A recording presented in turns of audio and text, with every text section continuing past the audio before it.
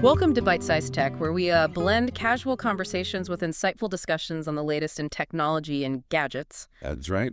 And today, well, it feels like we're stepping into the future a little bit with all these AI developments and cool new gadgets. Oh, definitely. It's a pretty wild landscape out there right now. Yeah, I mean, AI making videos, the woman behind those Bluetooth voices, AI maybe changing healthcare. Like, it's a lot to unpack. Absolutely. Okay. But that's what we're here for, right? To break it all down into those bite-sized pieces. Exactly. So let's dive in and see what's cooking in the tech world. First up, let's talk about AI video generation, because Runway just released their new Gen 4 model.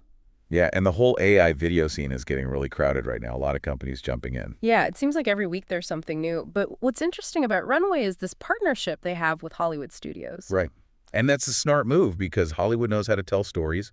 Visually, they know how to grab your attention and keep you engaged. Makes sense. I mean, anyone can slap together a video, but making something that's actually good, that's a whole different story. Exactly. And that's where that Hollywood expertise comes in. Things like pacing and composition and emotional impact. Things that AI is still learning. Yeah, it's like the difference between just making noise and making music. And speaking of high demand, it seems OpenAI had to hit the pause button on new users for their Sora video model. Yeah, it got so popular so fast that they had to limit access for a bit just to manage the sheer computing power needed. Wow, so it's like they created this amazing tool and then it became too popular for its own good. It happened. It just shows how much interest there is in AI video generation right now. Right, and while we're on the topic of AI doing amazing things, have you heard about these AI agent subscriptions that are popping up? I have actually Manus AI. Yeah. It's a platform from China that went viral, and now they've launched these subscription plans starting at $39 a month. So, like, you're basically paying for a personal AI assistant that can handle all sorts of tasks for you. That's the idea. You get credits, and the AI can handle multiple tasks simultaneously. It's kind of like having your own little team of digital helpers. I'm picturing like a mini Jarvis from Iron Man, like always there ready to handle whatever you throw at it. It's definitely moving in that direction. Yeah. And it raises some interesting questions about what we're willing to pay for in terms of AI assistance. Right. Like, is it worth it to have this always-on AI helping you out, or are we okay with just doing things ourselves? It's a trade-off, for sure. Convenience versus cost time saved versus privacy concerns. Lots to think about. Totally. And while we're talking about things that make our lives easier, Plex just updated their mobile app, which is great news for anyone who uses it like me. Yeah, they've redesigned the whole user experience, streamlined the navigation, made it more intuitive, and get this, they finally gave the watch list a dedicated spot. Hallelujah, right? Like, that was long overdue. I always felt like the watch list was kind of hidden away. I know, right? It's like they finally listened to what users were asking for and made it front and center. Absolutely. Now, let's shift gears a bit and talk about cybersecurity because, well, it's not always the most exciting topic, but it's super important. It is crucial, especially in today's world where everything is connected. And unfortunately, there have been some incidents lately. Yeah, like that one with APISec, the company that helps other companies test their APIs. Oh, right. Yeah. They had an internal database exposed with no password protection. Can you believe that? It's kind of ironic, isn't it? Like, the company that's supposed to be helping others with security has their own security slip up.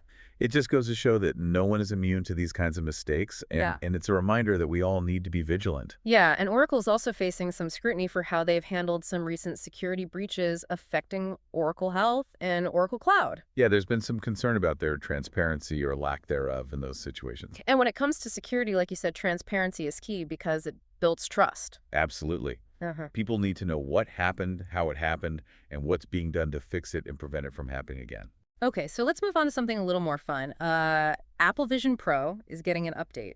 That's right. Vision OS 2.4. It brings some new Apple Intelligence features and some cool new spatial experiences. They've also launched an iPhone app for it, which is interesting. Yeah, it's like they're slowly building out this ecosystem around the Vision Pro, making it more accessible and more versatile. So are you thinking about getting one? Are you tempted?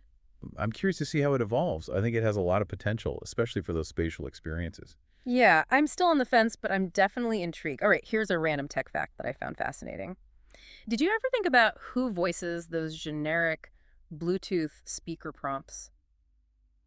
You mean like the pairing instructions and stuff? Exactly. Well, it turns out it's often the same person, this woman named Kristen DeMercurio, and she recently talked to Wired about her career. Really? That's so interesting. I never even considered that it would be a specific person doing all those voices. I know, right? And she's been doing it for years, but now AI is starting to take over that space too. Yeah.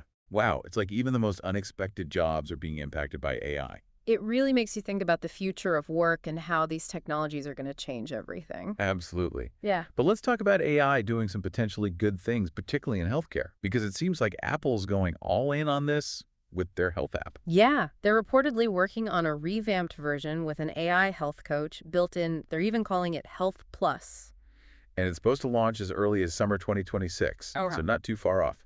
That's right. And get this, the AI coach is being trained on data from real doctors, so it can analyze your health data from your devices and offer personalized advice. That's pretty amazing. Imagine having this AI coach in your pocket, helping you make healthier choices and stay on top of your well-being. It sounds almost too good to be true, but it's a sign of how much potential AI has in healthcare, and Apple isn't alone in this. There are tons of other companies developing AI tools for healthcare professionals. Exactly like a bridge, which raised $250 million to turn doctor-patient conversations into notes and billing codes. And then there's Navina, which got $55 million to help doctors make better clinical decisions by analyzing all the patient data they have. It's all about streamlining the workflow and reducing that awful physician burnout that so many doctors are experiencing. Yeah, hopefully these tools can free up doctors to spend more time with their patients and less time on paperwork and administrative tasks. That's the goal. And it's really exciting to see how AI can be used to improve healthcare in so many different ways. And the potential goes even deeper, especially in areas like cancer detection and treatment. Right. AI is really good at recognizing patterns in vast amounts of data, which is incredibly valuable when it comes to diagnosing and treating complex diseases like cancer. Like that example we talked about earlier with Gemini analyzing a CT scan, spotting a swollen pancreas, and suggesting pancreatitis based on elevated lipase level. It's pretty mind-blowing when you think about it. AI can process so much information and make connections that humans might miss. And this isn't just theory. There's actual research showing that AI tools are already outperforming previous methods in analyzing colorectal cancer tissue. And there's this tool called Anorak that's been really effective at predicting outcomes for a common type of lung cancer. Oh, so AI is not just about convenience and efficiency. It's about potentially saving lives and improving health outcomes. Absolutely. And there's even this idea being explored of using AI as an air traffic control system for cancer treatment. Like coordinating thousands of treatments in real time, matching patients with the best options, and testing different approaches. It sounds incredibly complex, but the potential benefits are huge. It could revolutionize how we treat cancer. Now let's jump back to the world of big tech for a moment, because Elon Musk just made another big move. His AI company, xAI, acquired X, the social media platform formerly known as Twitter, in an all-stock deal. Wow, that's a major development. I guess it was only a matter of time before you brought those two companies together. Right, and X was valued at $33 billion in this deal, but some reports had xAI valued much higher at over $80 billion. So the combined entity could be worth well over $100 billion. It's hard to even wrap your head around those numbers. I know, right?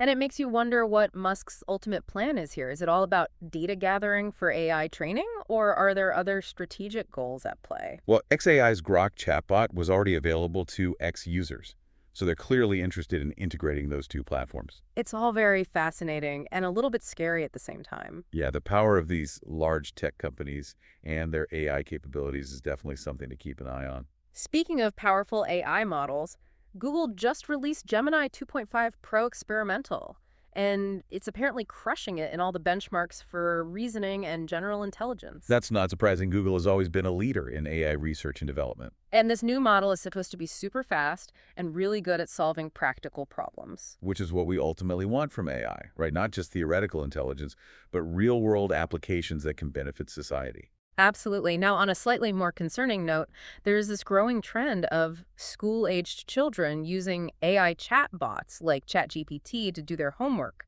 Yeah, that's a bit of a double-edged sword, isn't it? AI can be a great tool for learning, but it can also be used to cheat or to avoid developing those essential critical thinking skills. Exactly. And teachers are understandably worried about this because it could have a real impact on education. It's a tough challenge finding that balance between embracing new technology and ensuring that students are actually learning and growing. Totally. And finally, let's end with a little bit of good news.